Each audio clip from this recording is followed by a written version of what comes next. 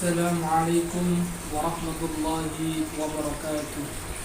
Alhamdulillahilladzi anzala al-Qur'an hudan lin-nas wa bayyinatin minal huda wal furqan.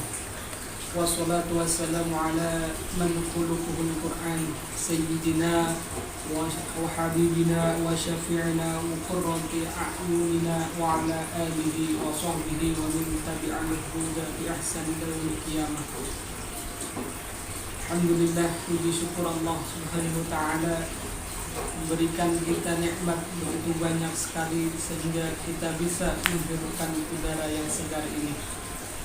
Dan semoga kita selalu senantiasa diberikan kesehatan jasmani rohani sehingga kita bisa beraktivitas seperti biasanya.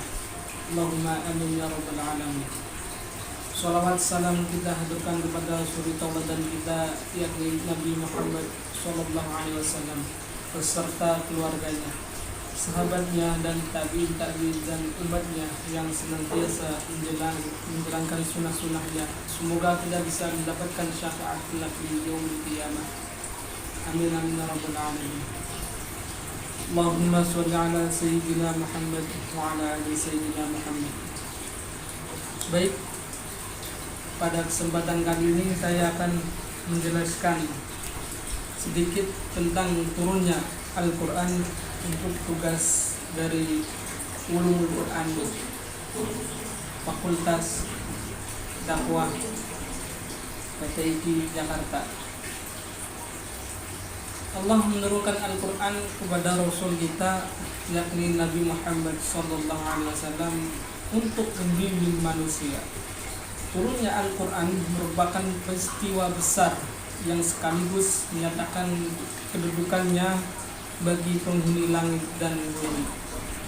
Turunnya Al-Quran pertama kali pada malam Lailatul Qadar merupakan pemberitahuan kepada seluruh alam semesta ini, baik di bumi maupun di langit. Al-Quran adalah kitab suci bagi umat Islam yang menjadi pegangan dan dasar kehidupan. Dalam sejarah, umatnya Nabi Muhammad adalah umat yang paling terbaik di antara nabi-nabi yang sebelumnya. Oleh sebab itu, kita seharusnya bangga menjadi umatnya. Dalam sejarah tercatat bahwa Al-Quran tidak diturunkan sekaligus kepada Rasulullah SAW. Ayat-ayat Al-Quran diturunkan secara bertahap dengan sesuai kebutuhannya, sedikit demi sedikit dan berangsur-angsur dalam kurun waktu 22 tahun 2 bulan 22 hari. Salah satu peristiwa yang terkait dengan sejarah turunnya Al-Quran ke bumi adalah nuzulul Quran. Lalu apa yang dimaksud dengan nuzulul Quran? Nah,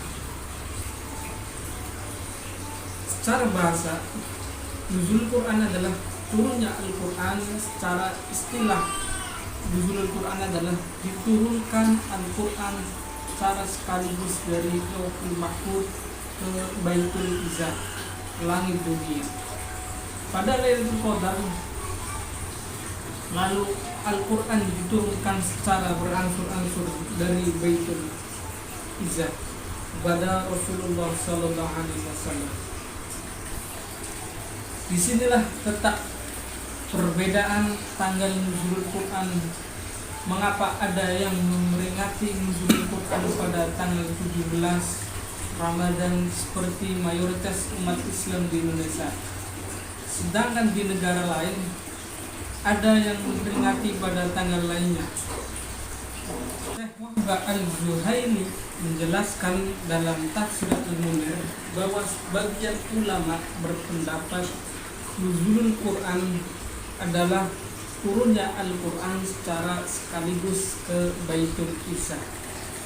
Sedangkan sebagian ulama lainnya berpendapat bahwa nuzulul Quran adalah permulaan turunnya Al-Quran kepada Rasulullah SAW, yakni wahyu yang pertama turun kepada beliau di Gua Hiro.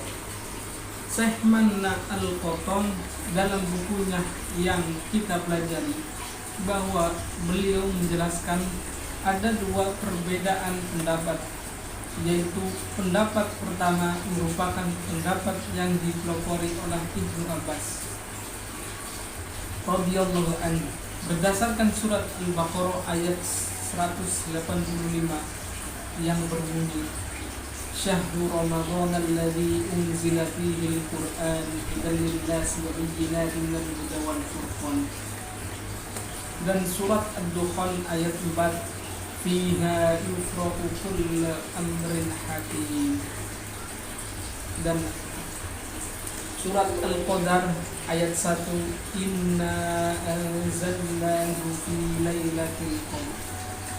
Berpendapat kedua dipelopori oleh Amr bin Syarahil Syekh Sa'bi, seorang tabi'in besar ahli hadis dan fikih.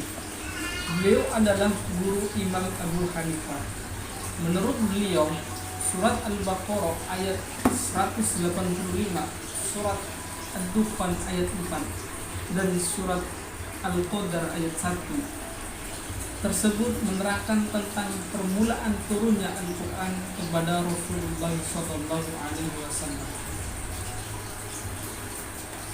Syekh Manna Al-Qattan kemudian menjelaskan bahwa dua pendapat itu sebenarnya tidak bertentangan karena Al-Quran diturunkan dua kali, yakni secara sekaligus ke Baitul Izzah, lalu secara berangsur-angsur kepada Rasulullah SAW. Karena dari awal telah ada perbedaan, maka lahirlah perbedaan kedua, yakni tanggal nuzul Quran. Ibnu Katsir dalam tafsirnya mengutip pendapat Ibnu Abbas bahwa Al-Quran diturunkan sekaligus ke Baitul Izzah pada pertengahan bulan Ramadan. Malam itu bertepatan dengan Lailatul Qadar.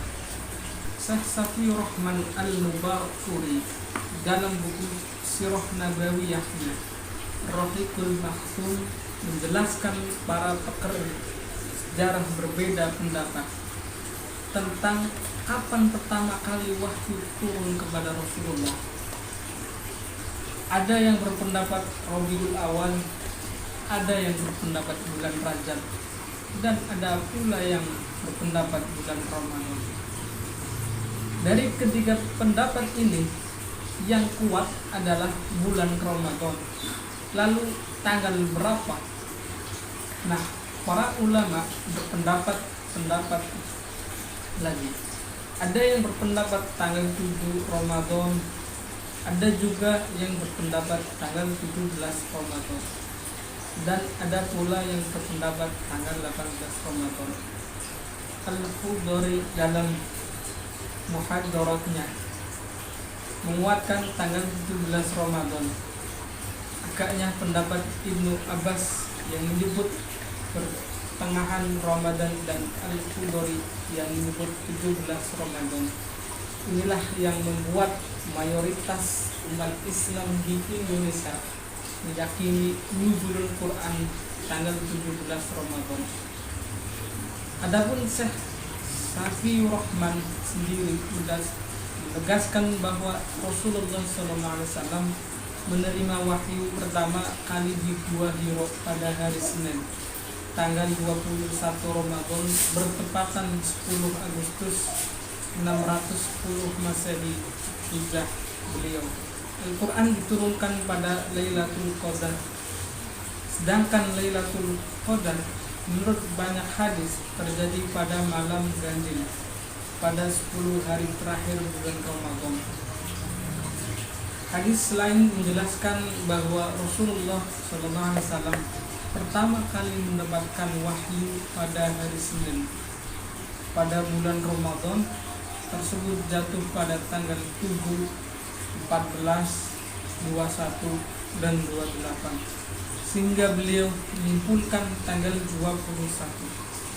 Yang penting bukanlah tanggal berapa nuzulul Quran, karena ada pendapat ulama.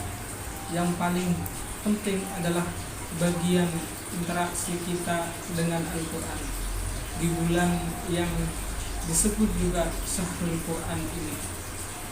Syahrul Ramadan alladzi unzila fihi al-Qur'an hudan lin-nasi wa bayyinatin minal huda wal furqan.